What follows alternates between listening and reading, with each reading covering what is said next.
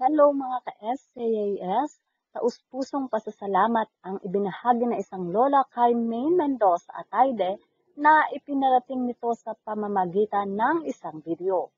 Makikita sa video si Lola na nakahiga at may sakit.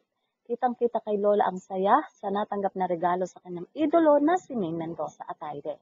Inakala ni Lola na ang kanyang natanggap ay libro lang na galing nga kay Maine. Pero siguro nang buksan pa nito ay nakita nga na may kalakip pa itong cash. Narito ang video ni Lola. Nakala ko libro lang. May pira pala. Salamat. Marami. Pabili ko ng gamot ito. Lahat ng gamot ko, mahiling ko dito. Salamat po. Salamat. Hindi ko alam na may pera pala. May pera ka pa na. Salamat po.